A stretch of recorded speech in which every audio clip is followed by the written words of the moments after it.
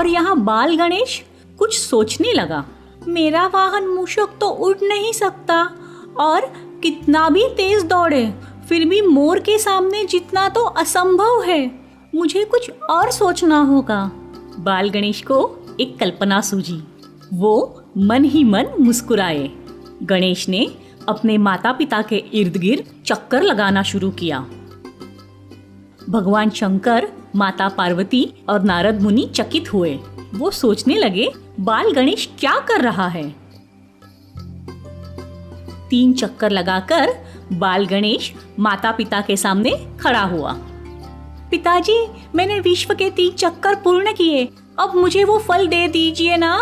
पर बेटा, तुमने तो हमारे इर्द गिर्द चक्कर लगाए, कैलाश छोड़कर तो तुम कहीं गए ही नहीं, तो ऐसा कैसे कह सकते हो कि तुमने विश्व के चक्कर लगाए। माता, विश्व के चक्कर लगाने के लिए मुझे कैलाश छोड़कर जाने की जरूरत ही नहीं थी।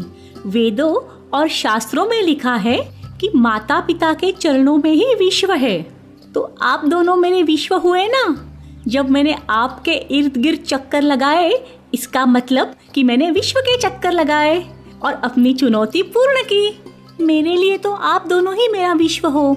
भगवान शंकर और माता पार्वती को बाल गणेश की बातों में वास्तविकता दिखाई दी। उन्होंने गणेश को विजेता स्वीकार कर लिया। तभी कार्तिकेय भी वहां आया।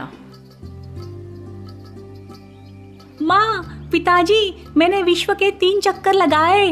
बहुत अच्छे बेटा, पर गणेश ने तो ये चुनौती जीत ली है। ये कैसे हो सकता है? मुझे तो गणेश विश्व के चक्कर काटते हुए दिखाई ही नहीं दिया। तो फिर गणेश ये चुनौती कैसे जीता?